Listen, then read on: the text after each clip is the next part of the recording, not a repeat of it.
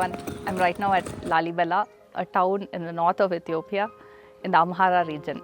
So why I've come here is to see the second Jerusalem that was built here in Ethiopia.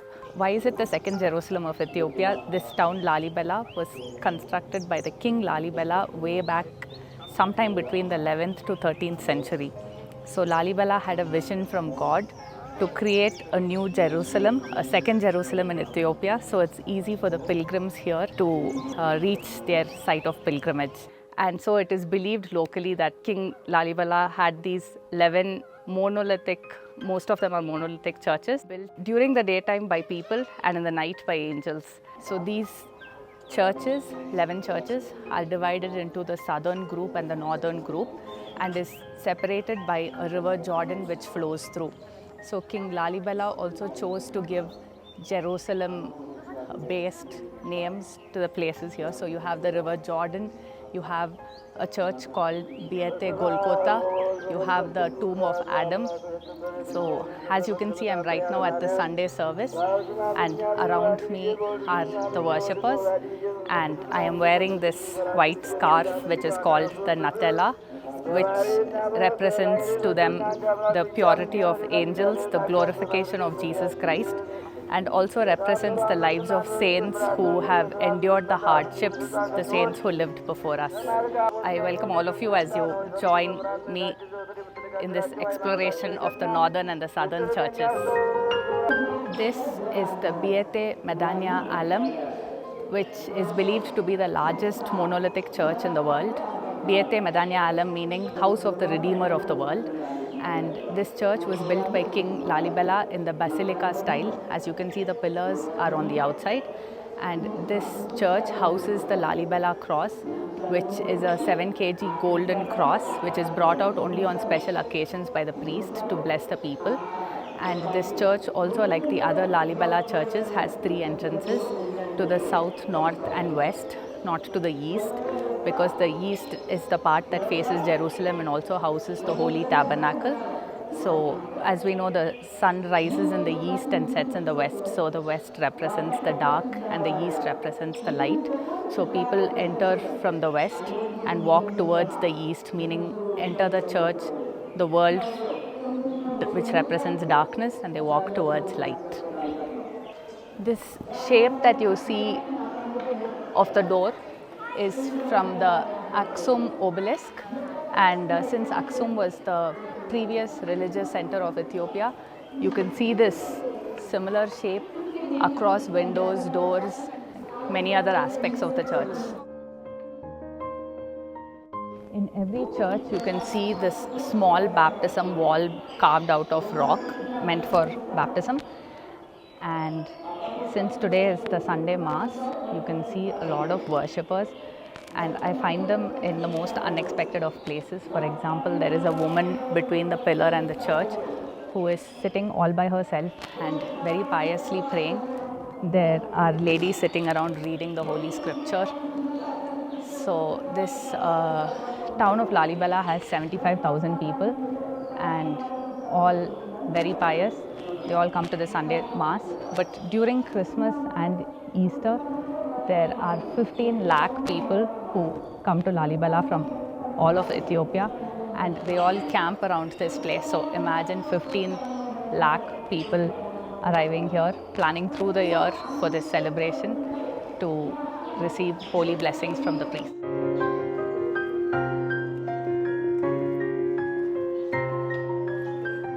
What we're going to see now is how the space inside the church is divided.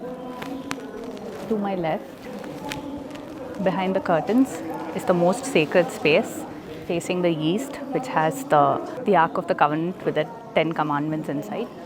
And the little space outside with the red carpet is also a holy space where the priests administer the Holy Communion during the church ceremony. And this space over here is where the choir sings during the church service.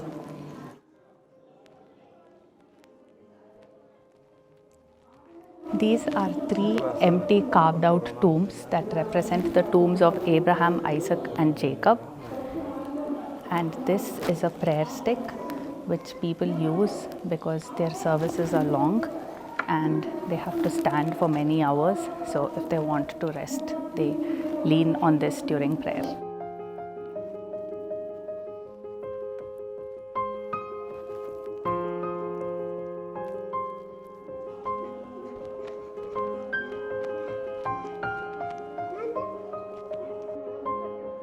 Let's take this tunnel which connects us to the next church, Biete Mariam, which is the house of Mary.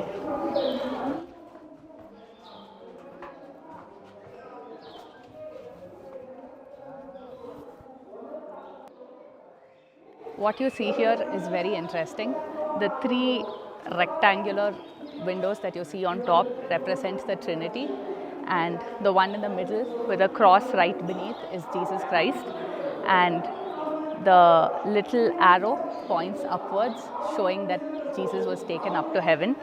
And right at the bottom you see three more windows which represent Jesus Christ at the cross right in the middle, and the one to the left and to the right are the two thieves.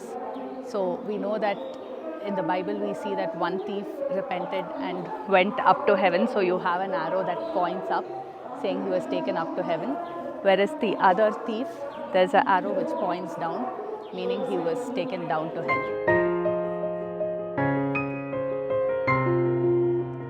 In this compound of the house of Mary, you have the fertility pool, and this is where women come who are unable to have children, and they are first baptized by the priest.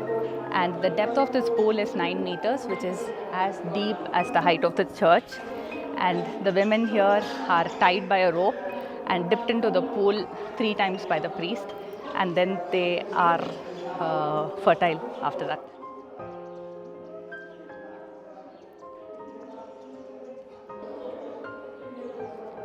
On either sides of the Biete Mariam are tiny chapels like this, which are semi-monolithic, and this church is called the House of Cross.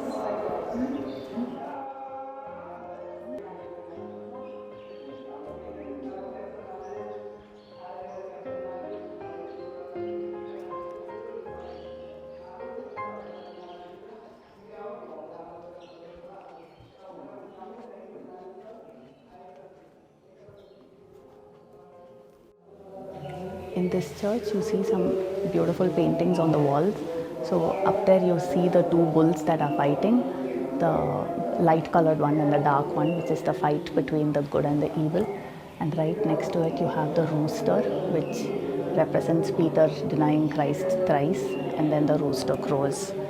And if you look here, right in the middle, you have this tall pillar covered by a cloth. It's called the Pillar of Light, and it has the words Alpha and Omega written in it in different languages. And this cloth is changed only by the priest when it gets old, and nobody is allowed to touch it. And also on top you have some paintings which are not very visible, but you have, since this is the house of Mary, you have the Annunciation painted up there.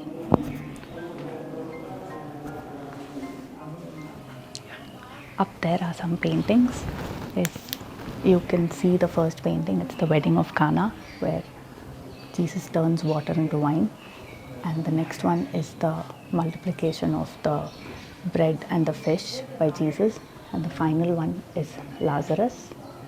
And on this other side, you have this painting of Jesus as the sun, where Jesus symbolizes the sun, which gives light to everyone, irrespective of caste and status.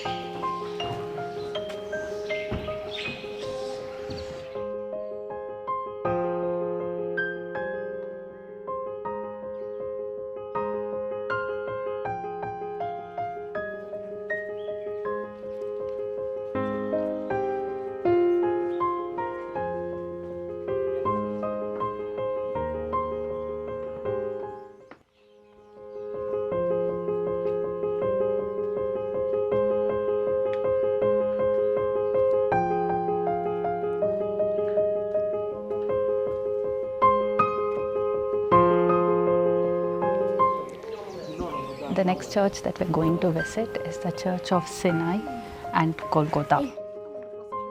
The first church here is the Church of Sinai. And the church inside is the Church of Gogotha. So women are not allowed to go inside because after Jesus rose from death on the third day when he came back and Mary Magdalene approached him, he asked her not to come close. So this is symbolic of that, and only men are allowed inside.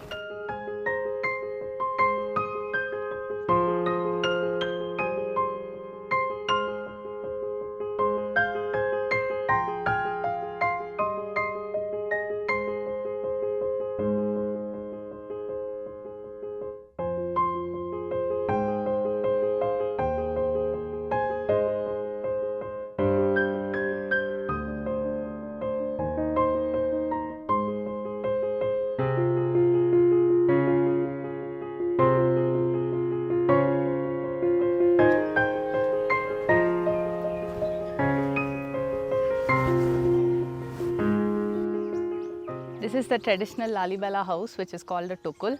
As you can see, there are two doors, ground floor and first floor. Ground floor is for the livestock. This is the door for that. And the first floor is for the people to live in. And this is the end of part 1. Follow me to check out the churches in part 2.